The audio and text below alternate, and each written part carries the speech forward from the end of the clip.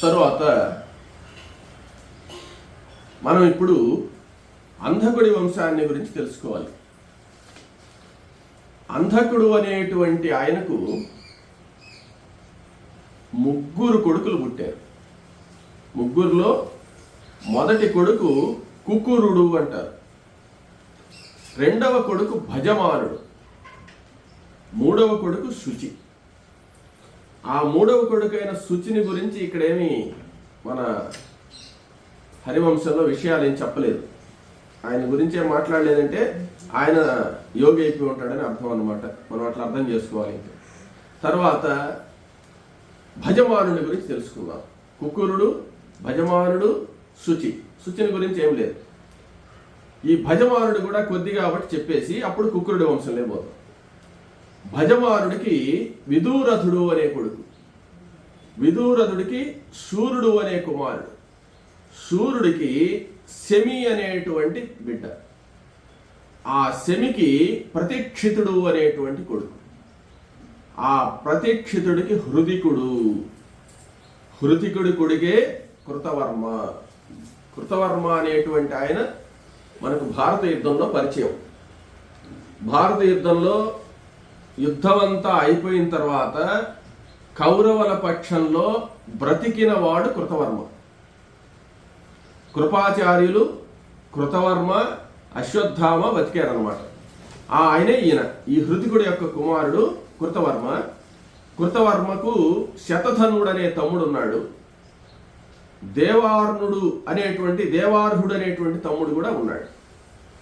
ఈ వారి పిల్లలు వాళ్ళ సంతానం అంతా అక్కడికి. దీంట్లో మన కృతవర్మ ముఖ్యం కాబట్టి అక్కడ కృతవర్మ హృతికుడి యొక్క కుమారుడు. ఆయన భారత యుద్ధంలో ప్రఖ్యాతంగా యుద్ధం చేసినటువంటి వాడు అనమాట. అక్కడికి వాళ్ళిద్దరు ఎక్కింది. ఇక కుకురుడు అనేటువంటి ఆయన వంశాన్ని తెలుసుకోవాలి మనం. అంటే ఈ అంధకుడి వంశంలో అంధకుడి 3 కొడుకుల్లో 2 కొడుకుల విషయం చెప్పాం.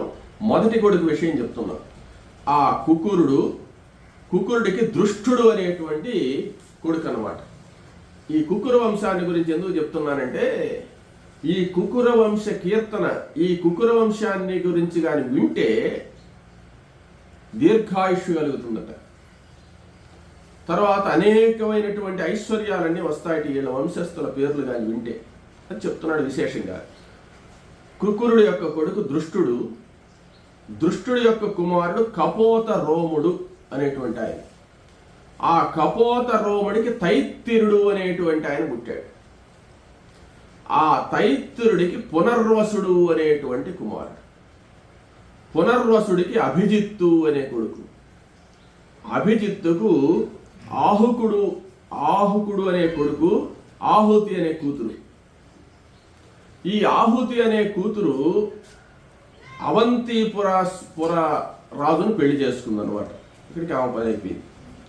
ఈ ఆహుకుడు కాశీరాజు కుమార్తెను పెళ్లి చేసుకున్నాడు. ఈ ఆహుకుడిదే మనకి ముఖ్యం అనమాట. ఈ ఆహుకుడికి 2 కొడుకులు. ఒక ఆయన దేవకుడు, ఒక ఆయన ఉగ్రసేనుడు. ఇక్కడ కొంచెం గుర్తుపెట్టుకోవాల్సిన వాళ్ళు అంటే మన భారత భాగవతాదులు ఎక్కువగా వచ్చేవాళ్ళు వీళ్ళేనమాట. దేవకుడు ఉగ్రసేనుడు అన్నదమ్ముళ్ళు. దేవకుడి యొక్క కొడుకులు 4. ఎవరంటే దేవవంతుడు, సుదేవుడు, ఉపదేవుడు, దేవరక్షితుడు అనేవాళ్ళు. 8 మంది కూతుళ్ళు దేవకుడికి. ఆ 8 మంది ఎవరంటే దేవకి దేవంటే కృష్ణుడు వాళ్ళ అమ్మ అన్నమాట. దేవకి, శాంతి, అనుదేవ, సుదేవ, దేవరక్షిత, వృకదేవి, ఉపదేవి, శ్రీ విమల అనేటువంటి వాళ్ళు 8 మంది కూతుళ్ళు. వాళ్ళు 4 అన్నదమ్ముళ్ళు. వాళ్ళు 4 అన్నదమ్ముళ్ళు, 8 మంది అప్పలు చెల్లెళ్ళు వాళ్ళు దేవకుడికి. మనవాడు ఉన్నాడే ఉగ్రసేనుడు. ఈ ఉగ్రసేనుడికి మాత్రం 11 మంది కొడుకులు. ఆ 11 మందిలో పెద్దవాడు కంసుడు, రెండవ ఆయన నెగ్రోధుడు, మూడో ఆయన సునాముడు, తర్వాత గుహ్యుడు, తర్వాత శంఖుడు, తర్వాత సుభూమిపుడు, రాష్ట్రపాలుడు, సుతనుడు, అనాదృష్టుడు, సారసుడు, పుష్టిమంతుడు. అంటే వీళ్ళు 11 మంది. 11 మందిలో పెద్దవాడు కంసుడు. కంసుడు కాక 10 మంది అన్నమాట వీళ్ళు. తర్వాత కంసుడికి అప్పల చెల్లెళ్ళు, అదే ఉగ్రసేనుడికి 11 మంది కొడుకులు కంసులు, కూతుళ్ళు కూడా ఉన్నారు. అంటే దేవకుడికి ఉన్నారు కొడుకులు కూతుళ్ళు, ఉగ్రసేనుడికి కూడా కొడుకులు కూతుళ్ళు ఉన్నారు. దేవకుడికి అయితే 4 కొడుకులు 8 మంది కూతుళ్ళు, ఉగ్రసేనుడికి మాత్రం 11 మంది కొడుకులు, ఒక 5 మంది ఆడవాళ్ళు. అది చెప్తున్న కూతుళ్ళు. కంస మొదట ఆమె, రెండో ఆమె కంసవతి, ఆమెను అంశవతి అని కూడా పిలుస్తారు. 3 సుతనువు అని ఆమె, 4 రాష్ట్రపాలిక, 5 గుహ్య.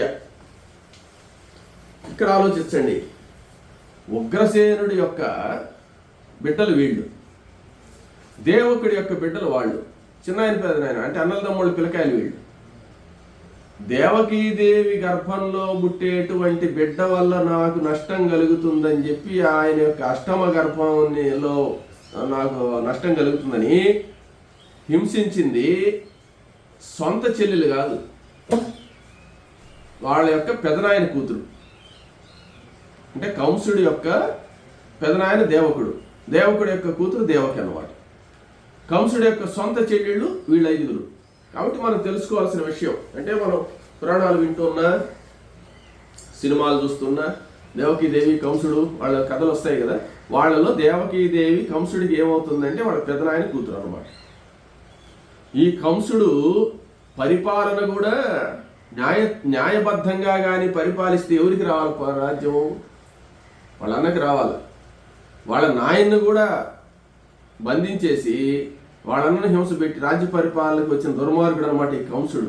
లేకపోతే కృష్ణుడు ఎందుకు చంపుతాడు? కృష్ణుడు వాళ్ళ మేనమావని ఎందుకు చంపుతాడు?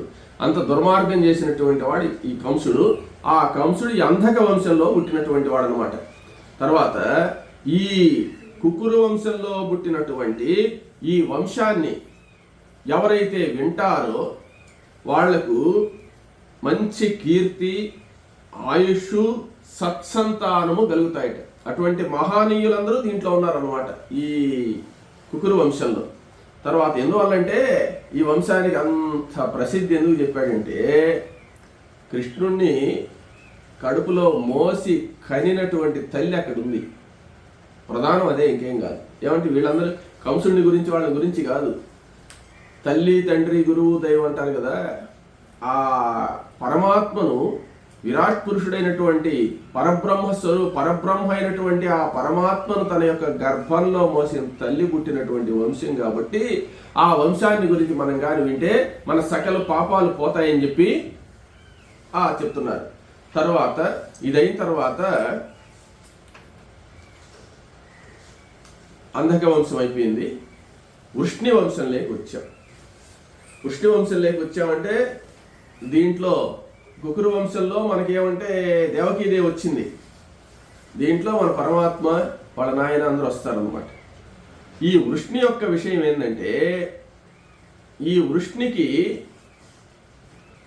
2 భార్యలు. ఒక ఆమె పేరు గాంధారి, ఒక ఆమె పేరు మాద్రి.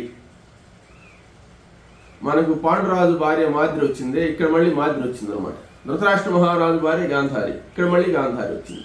కాబట్టి గాంధారికి ఏమంటే సుమిత్రుడు అనే కొడుకు. ఇంకా ఆయన సంగతి మళ్ళీ చూసుకుందాం మనం. ఈ 2వ భార్య మాద్రి ఉంది చూసారా, ఆ మాద్రికి 3 కొడుకులు. 3 కొడుకుల్లో యుధాజిత్తు, దేవమీఢుడు, అనమిత్రుడు. యుధాజిత్తు, దేవమీఢుడు, అనమిత్రుడు. ఇప్పుడు మనం తెలుసుకోవాల్సింది యుధాజిత్తు, అనమిత్రుడి సంగతి మళ్ళీ తెలుసుకుందాం. దేవమీఢుడి విషయానికి వెళ్ళిపోదాం. ఆ దేవమీఢుడు మాద్రి యొక్క వృష్ణికి మాద్రికి పుట్టిన వాళ్ళలో 2వ కొడుకు అనమాట. ఆయనకు ఆ దేవమీఢుడికి సూర్యుడు అనే కొడుకు పుట్టాడు. ఆ సూర్యుడు భార్య పేరు మారిష. సూర్యుడు మానిషకు 10 మంది కొడుకులు 5 మంది కుమార్తెలు పుట్టారు. ఈ 10 మంది కొడుకులలో మొదటివాడు వసుదేవుడు, రెండో ఆయన దేవభాగుడు, మూడో ఆయన దేవవ్రతుడు. ఇంకా 8 మంది 9 మంది ఉన్నారు. వాళ్ళు అంతా 10 మంది పిల్లకాయలు అనమాట. వాళ్ళందరూ మనకు అవసరం లే. ఇప్పుడు మనం ఏమంటే వసుదేవుడి విషయమే తెలుసుకుందాం. ఆ వసుదేవుడు పుట్టగానే ఏం జరిగింది అంటే దేవలోకంలో నుంచి దేవదుందుబులు మోగాయి. ఆనకములు దుందుబులు అని వాయిద్యాలు అనమాట. ఆనకం అనేది ఒక తప్పిట అనుకోండి, దుందుబి అనేది ఒక విధమైన వాయిద్యం.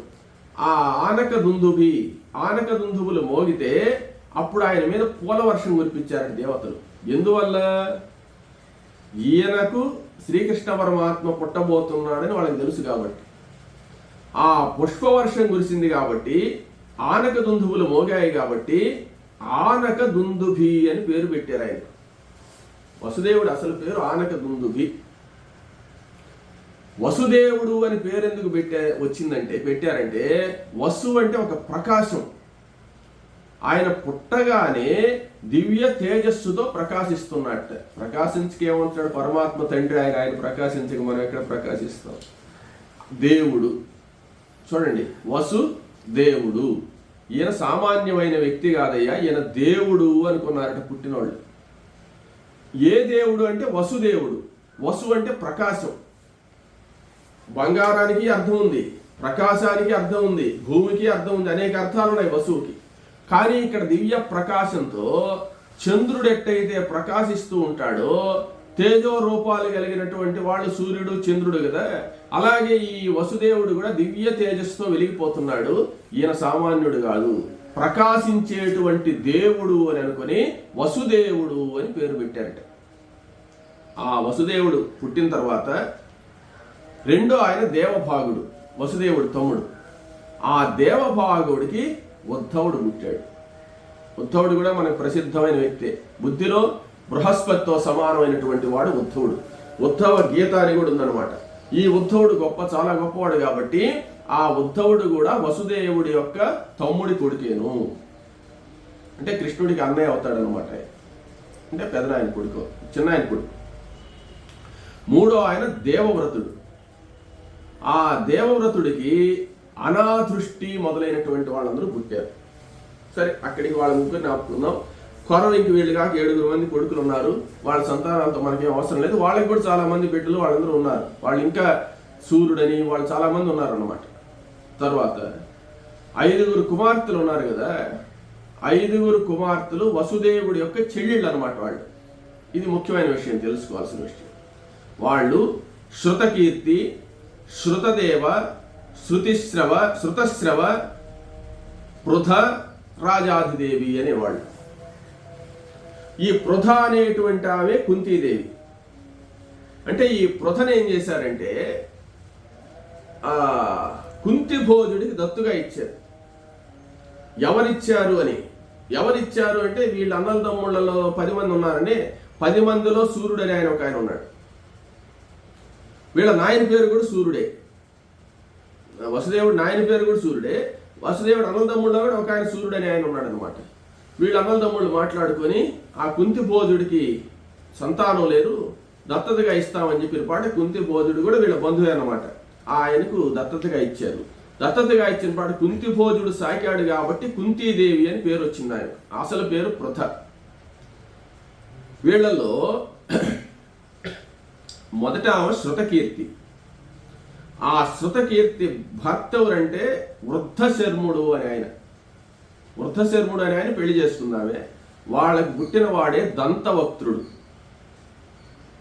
ఈ దంతవక్త్రుడు శిశుపాలుడు ఎవరయ్యా అంటే ఆ వైకుంఠంలో ఉండేటువంటి శ్రీ మహావిష్ణువు యొక్క ద్వారపాలకులైనటువంటి జయ విజయులు అన్నమాట.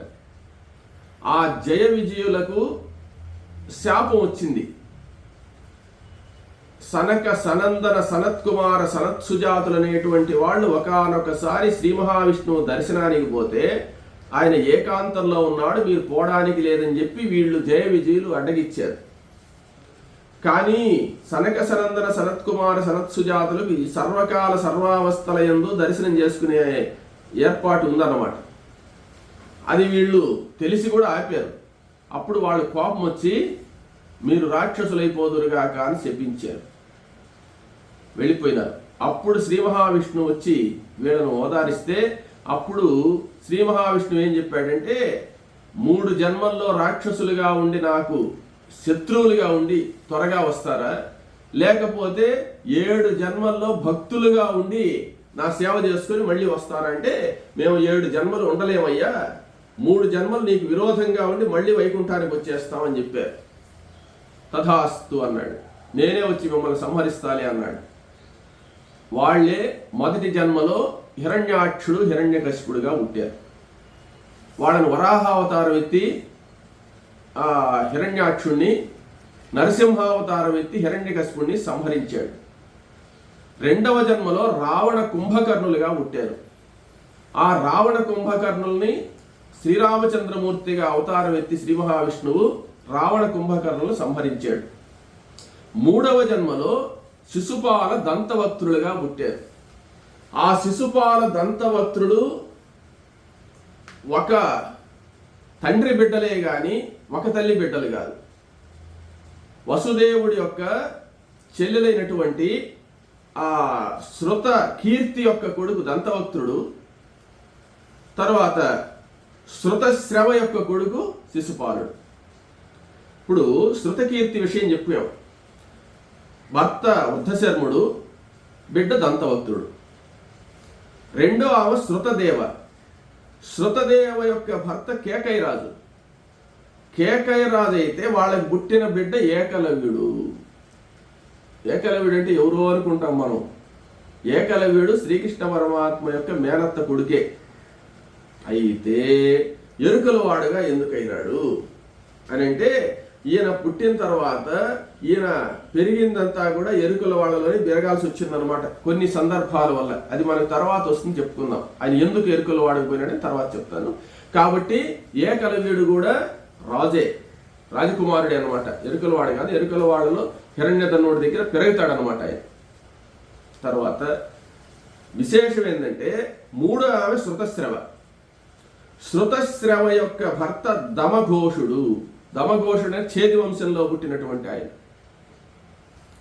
ఆ దమఘోషుడి యొక్క కొడుకే శిశుపాలుడు. ఈ శిశుపాలుణ్ణి, ఆ దంతవక్త్రుణ్ణి, ఈ ఏకలవ్యుణ్ణి అందరినీ చంపేది కృష్ణుడే. ఏకలవ్యుడిని కూడా కృష్ణుడే చంపేస్తాడు. దంతవక్త్రులు ఇంక తప్పదు ఆయనకు, వాళ్ళు చంపేస్తారు. తర్వాత కుంతీదేవి. కుంతీదేవి పాండురాజును పెళ్లి చేసుకుంటుంది. పాండురాజుకు ధర్మజ భీమ అర్జునులు పుడతారు. తర్వాత పాండురాజుకు మాద్రీదేవి అని నకుల సహదేవులు పుడతారు. కాబట్టి ఈ పాండవుల విషయం మనకు తెలుసు. 5వ రాజాధిదేవి. రాజాధిదేవి భర్త జయచ్ఛేనుడు అనేటువంటి అవంతి దేశపు రాజు అన్నమాట. వాళ్లకు విందాను విందులు, విందుడు అనువిందుడు అనే బిడ్డలు పుడతారు. ఈ విందాను విందులు ఇద్దరూ కూడా భారత యుద్ధంలో కౌరవుల వైపు వస్తారన్నమాట. కౌరవుల వైపు వచ్చి అక్కడ అర్జునుడి చేతిలో మరణిస్తారు వాళ్ళు. ఆ విందాను విందులు ఇద్దరిని అర్జునుడు చంపేస్తాడు. ఇది వాళ్ళ యొక్క చరిత్ర. వసుదేవుడి యొక్క అన్నల తమ్ముళ్ళందరూ 10 మంది వాళ్ళు, 5గురు అప్పల చెల్లెళ్ళు, వాళ్ళ భర్తలు, వాళ్ళ బిడ్డల విషయం అంతా మనం వివరంగా తెలుసుకున్నాం. తరువాత వసుదేవుడి విషయానికి వస్తాం. వసుదేవుడి విషయానికే కదా మనం రావాల్సింది. ఇప్పుడు వసుదేవుడికే కదా కృష్ణుడు పుట్టాడు. మనకు పురాణాలు చదువుతుంటే ఎన్ని తెలియని విషయాలు తెలుస్తాయి చూడండి. ఈ వసుదేవుడు మొట్టమొదటి భార్య రోహిణీదేవి. ఆ విషయం కూడా చాలా మందికి తెలియదు అనమాట. రోహిణీదేవిని ఫస్ట్ చేసుకుంటాడు ఆయన. రోహిణీదేవిని చేసుకున్న తర్వాత దేవకీదేవి వాళ్ళ 8 మందిని ఆయనే చేసేసుకుంటాడు. ఇప్పుడు ఆ దేవకుడు యొక్క కూతుళ్ళు 8 మంది ఉన్నారు కదా, 8 మందిని వసుదేవుడే చేసుకునేది. కానీ వీళ్ళు చేసుకునే దానికంటే ముందు రోహిణీదేవిని చేసుకుంటాడు. ఆ రోహిణీదేవికి పుట్టిన బిడ్డలు బలభద్రుడు. అంటే వంశాన్ని గురించి ఇక్కడ చెప్తున్నాం. వంశాన్ని చెప్పేటప్పుడు కృష్ణుడు రాడు ఇక్కడ ప్రధానంలో, బలరాముడు వస్తాడనమాట. దేనికైనా ప్రాధాన్యత అగ్రజుడికే ఉంటుంది, పెద్ద కొడుకే ఉంటుంది అనమాట. పెద్ద కొడుకు తర్వాతే చిన్న కొడుకులు అందరూ. అందువల్ల పెద్ద కొడుకు ఏమంటే వంశాన్ని కాపాడేవాడు అంటారు. కొరవ కొడుకుల్ని కామ్యములు అంటారు, కోరికలన్నీ తీర్చేవాళ్ళు, కోరికతో పుట్టిన వాళ్ళని. కానీ వంశాన్ని నిలబెట్టేవాడు పెద్ద కొడుకేను అని చెప్పి అంటారనమాట. ఇక్కడ బలభద్రుడు, బలరాముడు ఒక్కడే తెలుసు మనకు. కానీ వాళ్ళు 9 మంది ఉన్నారు. బలభద్రుడు, సారణుడు, తర్వాత శరుడు, దుర్దముడు, శమనుడు, శ్వభ్రుడు, పిండారకుడు, కుశకుడు, గదుడు.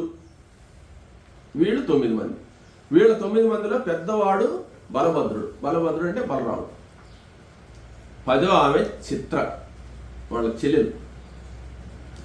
ఆమె పేరే సుభద్ర. ఆమెకు 2 పేర్లు ఉన్నాయి, చిత్ర అని పిలుస్తారు, సుభద్ర అని కూడా పిలుస్తారు అనమాట. కాబట్టి సుభద్ర ఎవరయ్యా అంటే, చూడండి, కృష్ణుడి చెల్లెలు మనం అంటాం. ఇక్కడ కృష్ణుడి చెల్లెలే కాదని చెప్పలే, కానీ ముఖ్యంగా బలరాముడి చెల్లెలు అంటే రోహిణీదేవికి పుట్టిన ఆమె సుభద్ర అనమాట. దేవకీదేవికి పుట్టినటువంటి వాడు కృష్ణ పరమాత్మ. తండ్రి ఒకడే, ఇద్దరు. తర్వాత వాళ్ళ వంశం అక్కడికి అయిపోయింది. దేవకీదేవి మొదలైనటువంటి వాళ్ళ అప్పల చెల్లెళ్ళు 8 మందిని కూడా వసుదేవుడు చేసుకున్నాడు. చేసుకున్న తర్వాత దేవకీదేవి యందు పుండరీకాక్షుడైనటువంటి శ్రీమన్నారాయణాంశ సంభూతుడైనటువంటి పరాత్పరుడైనటువంటి వైకుంఠవాసుడైనటువంటి ఆ కృష్ణ పరమాత్మ జన్మించాడు దేవకీదేవికి వృష్ణివంశంలో. తర్వాత కృష్ణుడు మిగతా వాళ్ళు ఉన్నారు చూసావా, ఎవరు? 8 మంది. వాళ్లకు నాగదుడు మొదలైనటువంటి బిడ్డలు, వాళ్ళందరికీ కూడా బిడ్డలు ఉన్నారు. వాళ్ళందరినీ కూడా వైరంగా చెప్పాలంటే మనకు 1 సంవత్సరం పడుతుంది అనమాట. ఇక్కడ వాళ్ళందరికీ కూడా సంతానాలు ఉన్నాయి. మనకు ముఖ్యమైన వాళ్ళు ఎవరో వాళ్ళని చూసుకుంటూ పోతాం.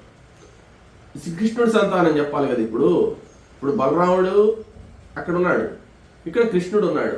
కృష్ణుడి సంతానము చెప్పాలి, బలరాముడి సంతానము చెప్పాలి. మొదటి ఎవరి సంతానం చెప్పాలా? బలరాముడి విషయం చెప్పాలి. బలరాముడు రేవతిని పెళ్లి చేసుకున్నాడు. రేవతిని ఎలా పెళ్లి చేసుకున్నాడు అనే విషయం మనం చెప్పాం. ఏమంటే బ్రహ్మలోకానికి పోయి వాళ్ళ ఆయన వచ్చి ఆ వృత్తాంతం అంతా తెలుసుకున్నాం. ఆ రేవతిని వివాహం చేసుకున్న తర్వాత ఆయనకు ఉల్ముఖుడు అనే కొడుకు పుట్టాడు బలరాముడికి. ఈ రేవతే కాకుండా బలరాముడికి ఇంకా చాలా మంది భార్యలు ఉన్నారు. వాళ్ళ ఎంత చాలా మంది బిడ్డలు కూడా ఉన్నారన్నమాట. ఇది బలరాముడి చరిత్ర. బలరాముడి కొడుకు వరకే చెప్పుకుందాం, ఉల్ముఖుడు. కృష్ణ పరమాత్మకు సంతానం ఉన్నారా లేరా, ఎంతమంది ఏంది తెలుసుకోవాలి కదా మనం. కృష్ణ పరమాత్మకు 8 మంది భార్యలు, రుక్మిణి, సత్యభామ, మిత్రవింద, వీళ్ళందరూ ఉన్నారు కదా. వాళ్ళందరూ 8 అష్టభార్యలు అంటారు. ఆ అష్టభార్యల యందు వీళ్ళు కాక 16,000 మంది రాజకన్యలను చేసుకున్నాడు పెళ్లి. 16,000 మందికి సంతానం, ఈ అష్టభార్యలకు సంతానం. మొత్తం కృష్ణుడికి ఎంతమంది కొడుకులు అంటే, అందరూ కొడుకులే. కొడుకులు ఎంతమంది అంటే 1,80,000 మంది కొడుకులు కృష్ణుడికి. 1,80,000 మంది కొడుకులు ఉన్నారు కృష్ణుడికి. వాళ్ళల్లో అందరికంటే పెద్దవాడు ప్రద్యుమ్నుడు. ఇంకా చారుదేశుడు, సాంబుడు, ఇట్లా ప్రసిద్ధి పొందిన వాళ్ళు చాలా మంది ఉన్నారు. ఇంకా 1,80,000 మంది పేర్లు చెప్పాలంటే మనం ఎక్కడ చెప్తాం, అది చెప్పలేము. ఒకసారి ఈ పేర్లు చెప్పాలి అని అంటే ఒక ఆయన లలితా సహస్రనామానికి వ్యాఖ్యానం రాశాడు అనమాట, ఒక మహానుభావుడు. అందరూ రాశారు, ఈయన కూడా రాశాడు. రాసిన తర్వాత కాశీలో కొంతమంది పండితులు ఉంటారు. ఎవరు వ్యాఖ్యానం రాసుకుని పోయినా ఆ కాశీ పండితులు కానీ దాన్ని మెచ్చుకుంటేనే అది సబబైనటువంటి వ్యాఖ్యానం అన్నమాట. వాళ్ళు కానీ మెచ్చుకోకపోతే అది పనికిరాలిందని అర్థం. అందుకే మనం కాశీయాత్రకు వెళ్తారు చూడు, పెళ్ళైన పాట. విద్యాభ్యాసం అయిపోగానే ఎందుకు కాశీయాత్రకు పోయేది అని అంటే, ఈ స్నాతకం అవ్వగానే కాశీయాత్రకు బయలుదేరుతారు. కాశీయాత్రకు బయలుదేరంగానే మధ్యలో అమ్మాయిని చేసుకోపోండి అని పిలుస్తారు. అసలు కాశీయాత్రకు ఎందుకు పోవాలి అంటే చదువు అంతా పూర్తయిపోయి ఉంటుంది. అప్పటికి గురుకులంలో చదువు పూర్తవుతుంది. చదువు పూర్తయిన తర్వాత కాశీకి వెళ్ళి కాశీ పండితుల దగ్గర తన చదువు అంతా ఒప్పచెప్పాలి. చెప్తే వాళ్ళు బాగుంది అని సర్టిఫికేట్ ఇస్తే ఈయన పండితుడిగా పనికొస్తాడు. లేకపోతే వాళ్ళు ఫెయిల్ చేశారంటే పనికిరాడు అనమాట. కాబట్టి ఆ కాశీ పండితుల యొక్క వాళ్ళ యొక్క గుర్తింపు రావాలన్నమాట. అట్లా అందరూ పోతుంటారు. ఈయన మహా ఉపాసకుడు. ఆయన లలితా సహస్రనామానికి వ్యాఖ్యానం రాసుకుని అక్కడికి పోయినాడు. మొత్తం చూశారు వాళ్ళు. విషయం అనమాట ఇది. ఎక్కడా తప్పు లేదు, మొత్తం ఉన్నది ఉన్నట్టు రాసి ఉన్నాడు. వాళ్ళు ఎక్కడా తప్పు పట్టలేక ఒక్క విషయం అడిగారట, ఏమయ్యా అంతా రాసేవు, అంతా అర్థం రాసేవు, అంతా బాగుంది అంటే ఏదో ఒకటి ఆక్షేపణ చేస్తారనమాట వాళ్ళు. అంతా బాగానే ఉంది, సహస్రకోటి యోగిని గణసేవిత అనే నామం ఉంది లలితా సహస్రనామంలో. సహస్రకోటి యోగిని గణసేవిత అంటే అర్థం ఏం రాశాడంటే, సహస్రకోటి అంటే 1000 కోట్లు అనుకోవచ్చు, అనేక కోట్ల, సహస్రం అంటే అనేకమని అర్థం. అనేక కోట్ల యోగిని గణముల చేత పూజింపబడే మహాతల్లి జగన్మాత అని రాశాడు. అర్థం బాగుంది, అర్థం రాశాడు. ఇది కాదు, సహస్ర కోటి యోగిని గణాలని చెప్పావే వాళ్ళ పేర్లు చెప్పమన్నారు. ఈ సహస్ర కోటి అనేక వేల కోట్ల యోగిని గణాలకి పేర్లు లేకుండా ఉన్న వాళ్ళ పేర్లు ఉంటాయి. వాళ్ళ పేర్లు ఎవరికి తెలుసు? కాబట్టి అవి కూడా రాస్తే నువ్వు బాగా రాసినట్టు. కాబట్టి నువ్వు కోటి యోగిని గణాల పేర్లు రాయలేకపోయినావు కాబట్టి ఇది పక్కన పెట్టి తిన్నాడు. ఇప్పుడు ఆయన ఏమన్నాడంటే, ఏమంటే నేను రాయలేను కానీ చూపించగలను వాళ్ళని అని చెప్పాడు. ఈయన ఉపాసకుడు. ఏంది యోగిని గణాలు నువ్వు చూపిస్తావా? చూపి అన్నారు వీళ్ళు.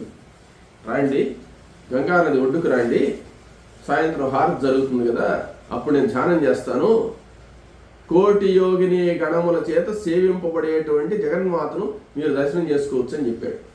అందరూ వచ్చారు పండితులు.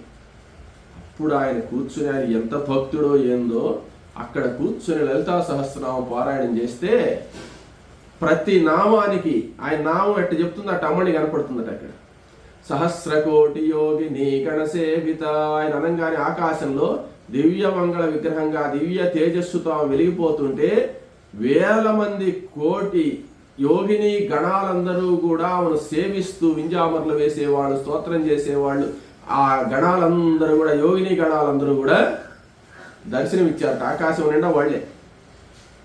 అప్పుడు ఈ పండితులందరూ చూశారు.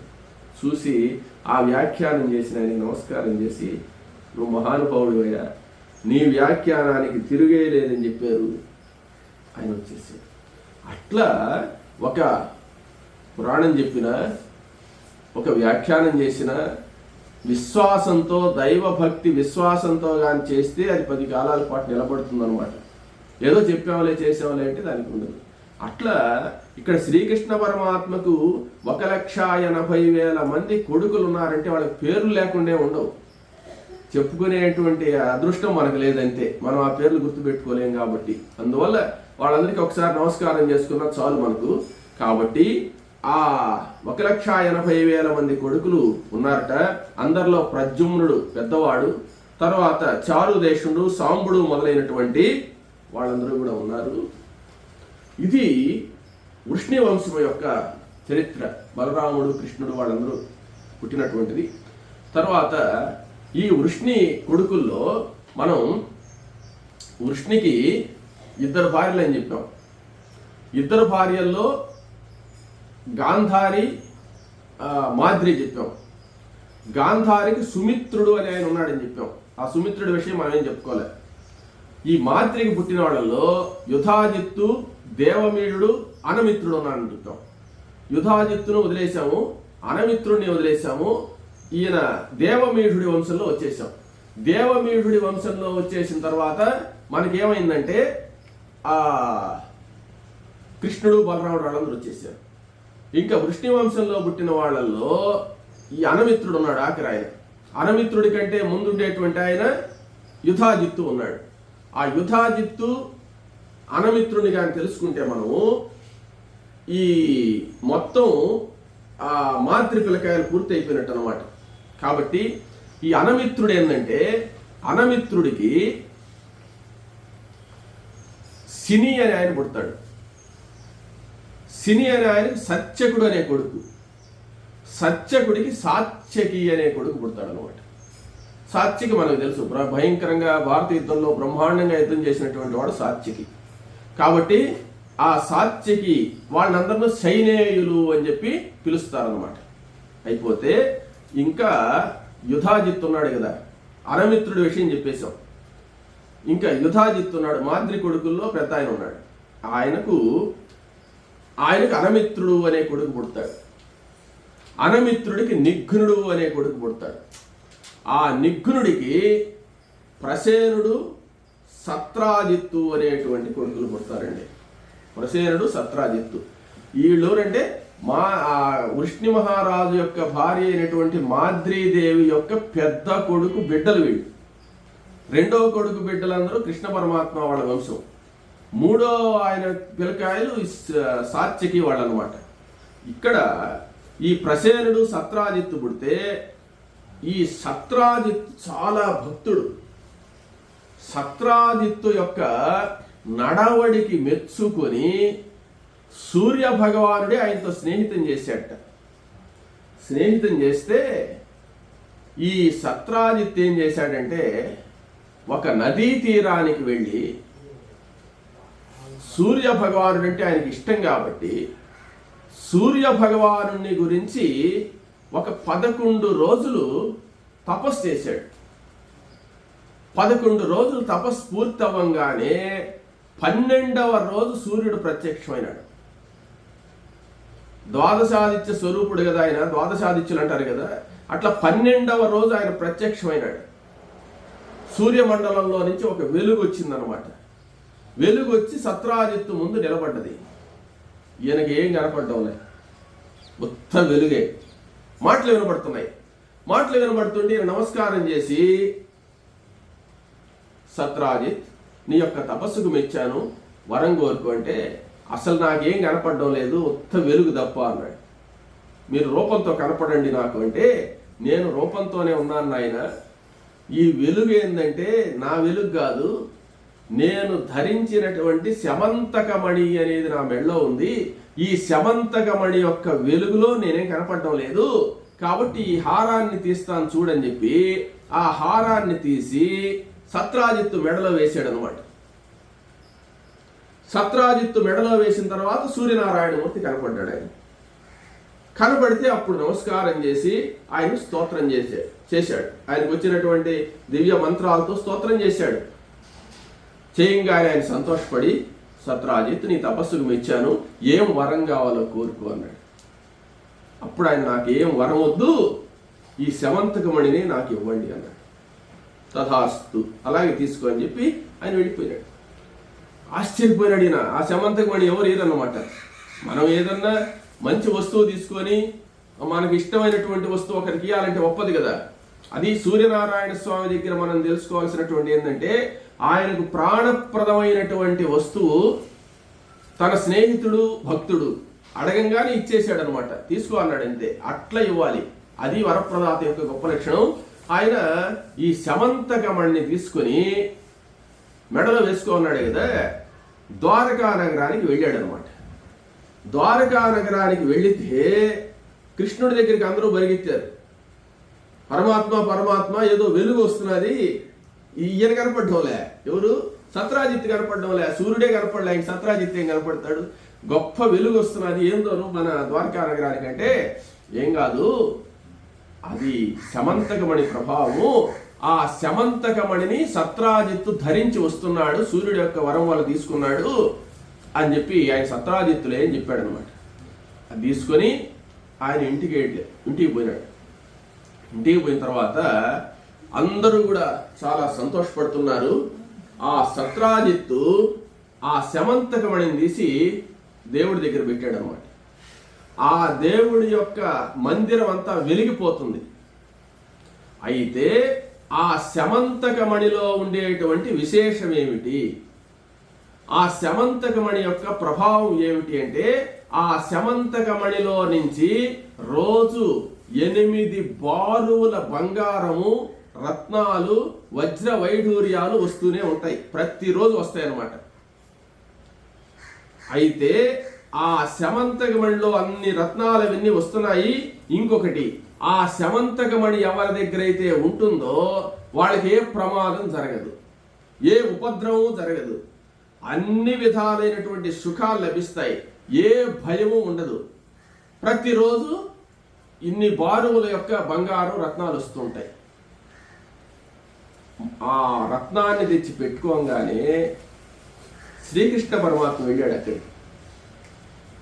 సత్రాజిత్ గారు, మీరు బాగా తపస్సు చేశారు, మంచి ఫలితాన్ని పొందారు అనుకున్నాడు. ఈయనకు మనసులో ఏముందంటే, ఈయన దగ్గర ఈ రత్నం ఉంటే ఏముంటుంది, శమంతకమణి, దీన్ని తీసుకెళ్లి కానీ ఉగ్రసేన మహారాజుకి ఇస్తే, ఉగ్రసేన కంసుడు ఆయన అన్నమాట, పరిపాలిస్తున్నాడు రాజు, ఆయన దగ్గర కానిస్తే ప్రతిరోజు బంగారం వస్తూ ఉంటుంది, ఆయన అందరికి పంచి పెడతాడు కదా. కాబట్టి ఈ శమంతకమణిని ఎలాగైనా మనం తీసుకెళ్ళాలి అని మెప్పజెప్పి, ఎట్టో ఒప్పజెప్పి మెప్పించుకోనని చెప్పి కృష్ణుడు అనుకుంటున్నాడు. సత్రాజిత్ ఏమనుకుంటున్నాడంటే, కృష్ణుడు దీన్ని అడుగుతాడు, కానీ ఇంత కష్టపడి తీసుకున్న దాన్ని ఎట్లిస్తావు, ఈయనకి ఇవ్వకూడదు అని చెప్పి సత్రాజిత్ అనుకుంటున్నాడు. ఇంతకీ కృష్ణుడు ఆయన మణి అడగతాడా, అడగడా, సత్రాజిత్ ఇస్తాడా ఇవ్వడా అనే విషయాన్ని మనం తర్వాత తెలుసుకుందాం.